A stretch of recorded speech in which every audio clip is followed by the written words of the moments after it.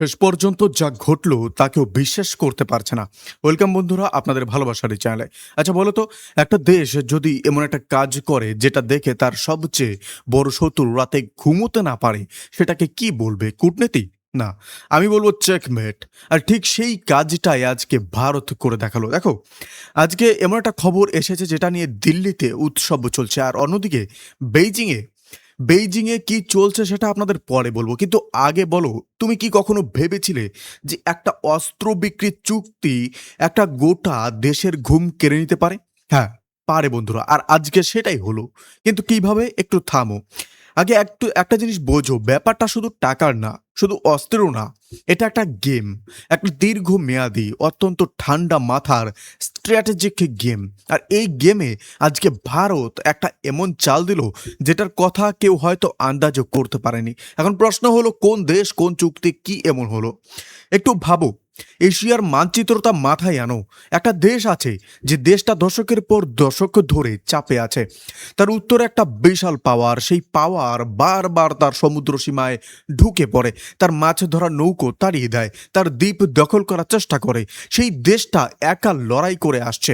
এখন সেই দেশটার হাতে যদি এমন একটা অস্ত্র দিয়ে দেওয়া হয় যেটা দিয়ে সে সেই বিশাল পাওয়ারকে সরাসরি চোখে চোখ রেখে বলতে পারবে আর না, তাহলে কি হবে? আর সেই অস্ত্রটা দিল ভারত। কিন্তু এখানে শুধু মানবিকতার গল্প না, ভারত এটা করেছে কারণ এর পেছনে একটা অসাধারণ হিসেব আছে।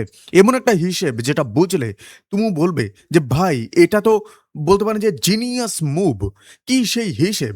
ভাবো একটু, চীনের চারপাশে কতগুলো দেশ আছে, Russia, Mongolia, Bharat, Vietnam, Philippine. কিন্তু সব বর্ডার কি সমান গুরুত্বপূর্ণ? মোটেই না। কিছু বর্ডার আছে যেটা দিয়ে সত্যিকারের চাপ দেওয়া যায়, আর সেই বর্ডারগুলো কোথায়, সেটাই হলো আসল রহস্য।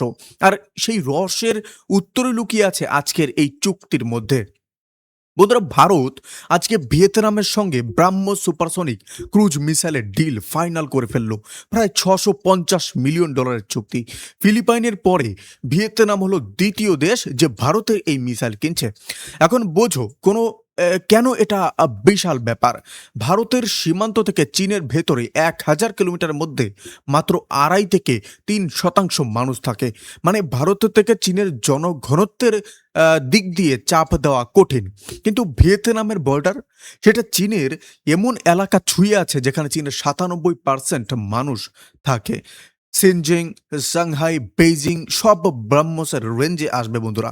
আর এর মানে হলো ব্রাহ্মস ভিয়েতনামে গেলে চীনের ঘরের দরজায় কারা নাড়ার ক্ষমতা পেল ভারত। আর আমার মতে এটা শুধু শুরু। ইন্দোনেশিয়া, মালয়েশিয়া, চীনের যত পড়োশী দেশ আছে, ভারত ধীরে ধীরে সবাইকে শক্তিশালী করবে। লাভ দুটো, কামাই হবে ভারতের, আর চীনের চারপাশে তৈরি হবে একটা সুরক্ষা বলয় যেটা পাকিস্তানকে অস্ত্র দেওয়ার আগে চীনকে 10 বার ভাবাবে। এটাই বন্ধুরা ভারতের আসল স্ট্র্যাটেজিক জয়। আপনারা কি মনে করেন অবশ্যই কমেন্ট করে জানাবেন। ভালো থাকবেন, সুস্থ থাকবেন, ধন্যবাদ। দেখা হচ্ছে নেক্সট ভিডিও।